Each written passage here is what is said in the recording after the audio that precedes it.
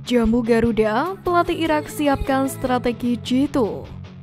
Jelang lawan timnas Indonesia, Vietnam dibuat kalang kabut.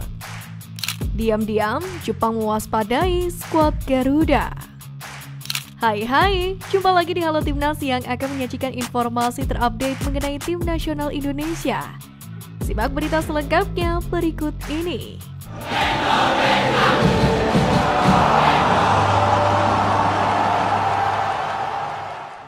Indonesia akan menghadapi Irak pada pertandingan perdana grup F putaran kedua kualifikasi Piala Dunia 2026 di Stadion Internasional Basra 16 November mendatang. Secara kekuatan Irak sudah sepatutnya diwaspadai karena memang kekuatan singa Mesopotamia ini di atas Garuda. Namun tidak hanya itu, salah satu kekuatan yang harus diwaspadai pasukan Sintayong dari Irak adalah lemparan ke dalam jarak jauh seperti Pratama Arhan. Pemain Irak yang memiliki keahlian tersebut adalah Ali Adnan. Bahkan pada pertandingan terakhir Irak melawan Yordania pada Selasa lalu, lemparan ke dalam jarak jauh Ali Adnan berhasil mengawali proses gol kedua Irak. Pelatih timnas Irak Jesus Casas tengah menyiapkan strategi terbaik untuk menghadapi babak kedua kualifikasi Piala Dunia 2026 zona Asia. Hal itu dilakukan Casas agar Irak bisa bermain baik saat menghadapi lawan-lawan yang berat di grup F termasuk timnas Indonesia yang pada tengah menggila dalam beberapa laga terakhir mereka. Namun demikian, dirinya tak gentar menghadapi skuad Garuda yang hanya menderita satu kekalahan dalam 6 laga terakhir. Casas menegaskan dirinya akan berupaya keras membawa tim asuhannya melangkai hadangan timnas Indonesia.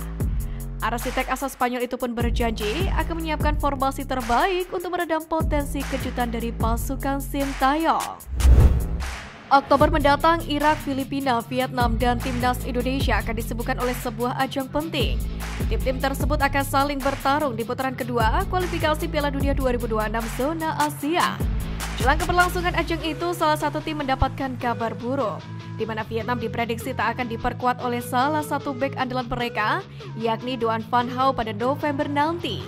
Sebab beberapa waktu lalu Van Hau dikonfirmasi mengalami cedera tumit saat membela timnya, yakni Chan Club, dan dikabarkan baru akan pulih dari cedera pada November mendatang.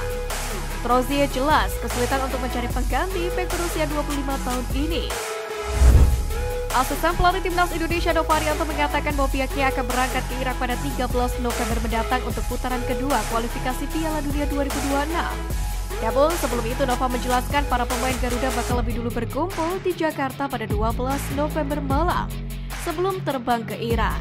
Sementara untuk para pemain abroad akan langsung merapat ke Irak. Namun demikian, Nova masih belum memastikan siapa saja atau jumlah pemain yang akan dipanggil pelatih Sintayong untuk menghadapi singa Mesopotamia. Meski baru bergabung dalam training camp timnas Indonesia U17 pada 8 Oktober kemarin, pemain diaspora Amar Raihan Brikik mengaku tidak ada masalah terkait adaptasinya bersama Garuda Asia. Pemain yang berposisi sebagai winger kanan itu mengaku bisa mengikuti ritme permainan dari timnas Indonesia U17. Bahkan ia mengaku sangat menikmati latihan bersama Iqbal Kujangge dan kawan-kawan. Sang wonderkid pun mengaku sangat senang Anda bisa dipercaya Bima Sakti masuk ke dalam tim.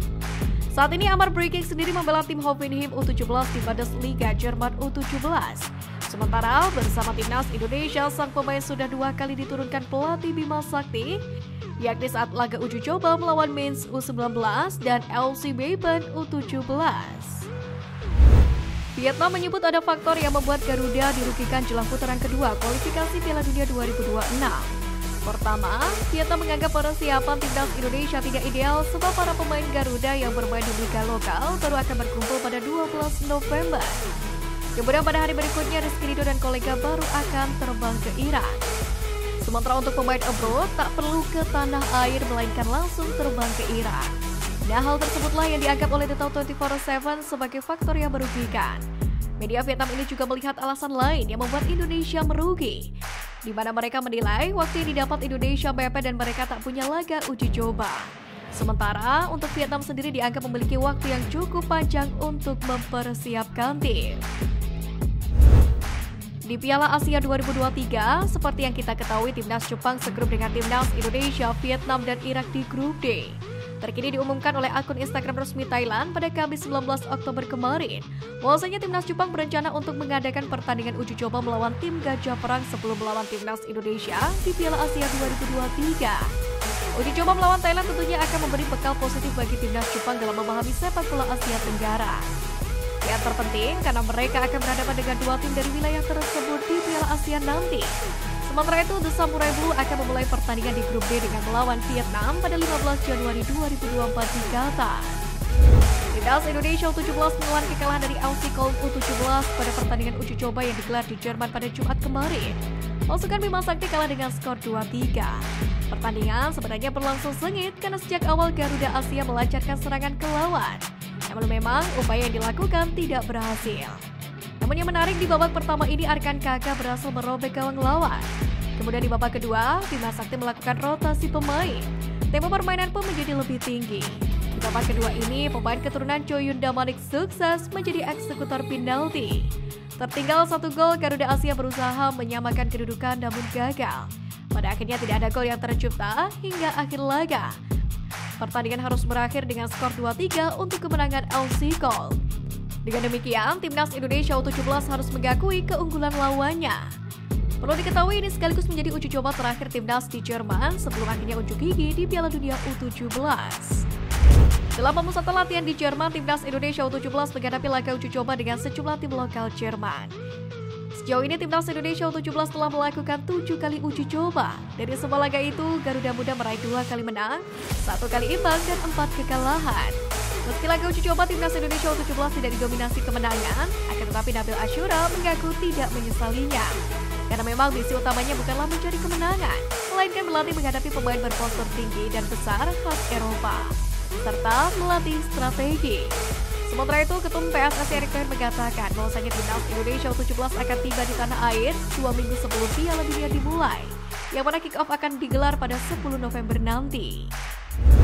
Langsung dari Instagram @thegandes.football, pemain naturalisasi timnas Indonesia Sandy Walsh mengaku mendapatkan tawaran kontrak menarik dari klub Liga 1 Persija Jakarta. Di sisi lain, langsung dari transfer market, Sandy Walsh saat ini masih terikat kontrak dengan klubnya KV Mechelen, yakni hingga 30 Juni 2025. Pemain dengan harga pasaran 34,76 miliar rupiah ini masih bermain aktif di Jupiler Pro League hingga saat ini. Ketika disinggung mengenai apakah ada pandangan dirinya bermain di Liga 1 Indonesia, ia mengaku jika bicara timnas Indonesia ia akan selalu ada. Namun jika bicara Liga, sang pemain masih ingin eksis di Eropa.